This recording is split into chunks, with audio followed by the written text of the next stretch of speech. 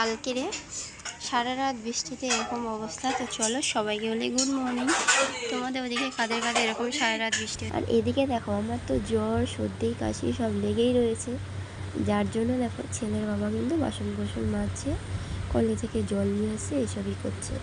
আর এই যে আমার দেওরও হেল্প করছে, একটু জল টল এনে দিচ্ছে এই আর কি।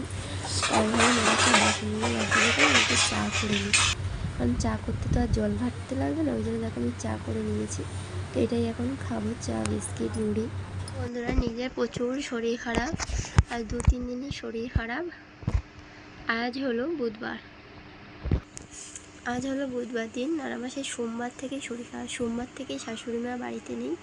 সোমবার দিন শাশুড়ি মা গিয়েছিল মামার বাড়ি, মানে আমার শাশুড়ি মায়ের বাপের বাড়ি, ওখানে শাশুড়ি মায়ের মামার শরীর খারাপ, কি জানি পায়ের কি অপারেশন হয়েছে সেটা দেখতে গিয়েছিল। ওখান থেকে তারপর আমার মা, সেটা হচ্ছে জামতলার ওখান থেকে আমার মাকে দেখতে গিয়েছিল, মানে মাকে দেখতে গেছে কালকে মঙ্গলবার। মাকে দেখতে গেছে কালকে, সোমবার দিন মা গিয়েছে মামার বাড়ি, ওখান থেকে মাকে দেখতে গিয়েছে মঙ্গলবার কালকে। যেহেতু স্পন্দন নার্সিংহোমে ভর্তি ছিল, এখানে মা আর দিদা শাশুড়ি দেখতে গিয়েছে, গিয়ে ওখান থেকে মেয়ের বাড়ি গিয়েছে এখন, মানে জীবনমলের হাটের ওখানে মেয়ের বাড়ি গিয়েছে। আছে দিদাও আছে, মাও আছে।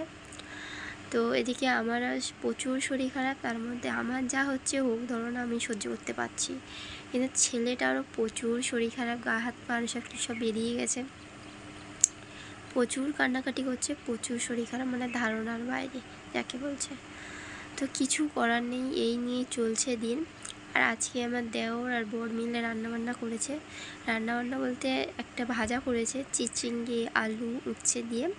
ভাজা তো করতে পারিনি, চচ্চড়ি টাইপের হয়ে গেছে, ওটা আমার বর করেছে। তো যাই হোক, খিদের সময় যেটা করেছে সেটাই অনেক। কি করব, কোনো দিন রান্নাবান্না করতে করে না কোনো দিন। আর আমার দেওর করেছে মাছের ঝাল, মাছ নিয়ে এসেছিলো বাবা, ওই মাছের ঝাল নিয়ে এসে ঝাল করেছে, আমি শুধু মাছটা কেটে দিয়েছি।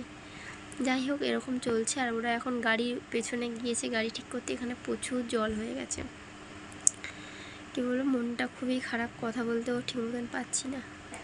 এটা দেখো কি পরিমাণে হয়েছে, শুধু এইটুখানি বাত আছে, তাছাড়া এই পাশে পুরো জল, কলের তুন পুরো জলে ভরে গেছে।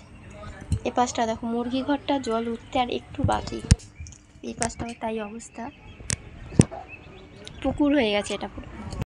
আর এখানে শাশুড়ি মা বিকালে বাড়িতে চলে এসেছিলো, আর আমারও শরীরটা কিন্তু ভালো হয়ে গেছে বিকাল থেকেই দেখছি।